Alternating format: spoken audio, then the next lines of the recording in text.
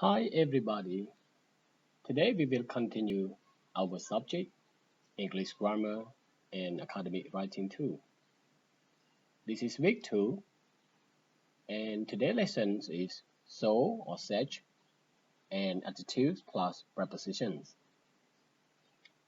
You can read your book from page 80 to page 82 for these two grammatical points. We will begin our lesson with so or such, and the second grammar is adjectives plus prepositions. And at the end of the class, you will have a practice on these two grammatical points. Now let's begin with so or such. Look at my example here. It's such a nice day. It's so beautiful. So what are the meaning of these two words? The word so or such has similar meaning to the words very or really. So you can say it is such a nice day, or you can say it is a really nice day or a very nice day. You can say it's beautiful or it's very beautiful. Now look at the red dress in this slide. I can say that dress is so pretty, or I can say that dress is very pretty, because the word so has similar meaning to the word very or the same meaning. We use the word so or very to make the adjective stronger, to make the adjective pretty stronger, or we can say to intensify that adjective. Now I want you to go to the book on page 80 and you will see this explanation in your book. We use so and such to intensify adjectives. It means to make adjectives stronger. But so and such are used differently. Now look at so first. Helen got all the answers right. She is so clever. That means she is very clever. We use so before adjectives that do not have a noun after them, and before adverbs as well. Look at the examples below. This tea is so sweet. Tom's feet are so big. Look at the examples below with adverb. They get up so late. Mary sang so beautifully. So we use so with adjective without noun after them. And we can use so before adverbs as well. If we look at such, we use such differently. Helen got all the answers right. She is such a clever person. It means she is a very clever person. We use such plus er or earn before an adjective plus singular noun. And we use such before a plural noun or uncountable noun as well. Now look at the examples below. It was such an amazing car. He has such big feet.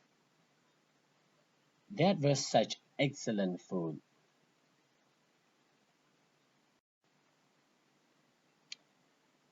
We can use so with many and much. So many is used with plural noun and so much is used with uncountable noun. For example, there were so many people in the shop. People is plural noun, so we use it with so many. We had so much work to do. Work here is uncountable noun, so we use it with so much. Another example is like so much water, so much money, because they are uncountable noun. We can use such with a lot of, with plural noun and uncountable noun. For example, there were such a lot of people in the shop. We had such a lot of work to do. Look at number 3. Sentences with so and such can also describe the result of something. That means we can add the result after so and such. Look at the example. It was so dark, but we can add the result. The result is that we didn't see him. So the full sentence is, it was so dark that we didn't see him. He arrived so late that he missed his plan. In this case, we can delete that by using comma. It was such a dark night that we didn't see him. It was such a lovely day. We went to the beach. We have just talked about so or such. Now let's go to adjective plus prepositions. Before we go to adjective plus prepositions, I want to review the 8 parts of speech or 9 parts of speech. So in English, we have part of speech, the same as in Khmer that we have part of speech. And part of speech in Khmer are the words such as niam, kunaniam, keriyasap. The same in English, every word has a part of speech. For example, the word students is a noun. The word study is a verb. The word pretty is an adjective. The word quickly is an adverb. And today we will discuss adjective, but actually we have 9 parts of speech or 8 parts of speech, depend on the book that you read. We have noun, verb, adjective, adverb, pronoun, preposition, conjunction, and interjections. And another one is article.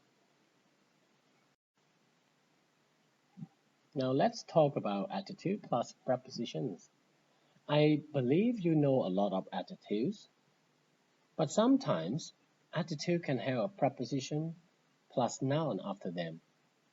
So you need to learn about those adjectives and their prepositions.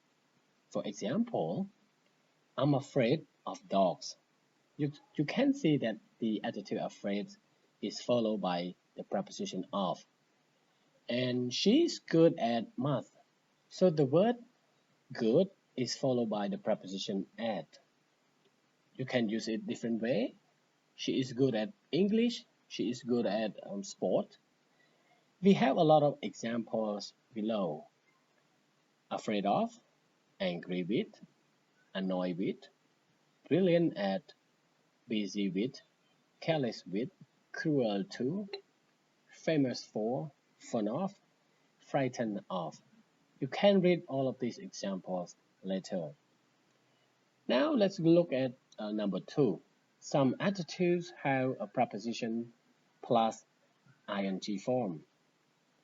For example, he was sick of washing dishes.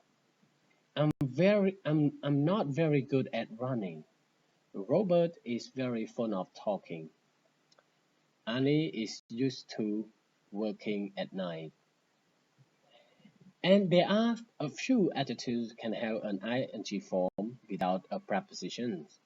For example, they were busy getting things ready. It's no good worrying about the weather. It's not worth taking the car. We can walk.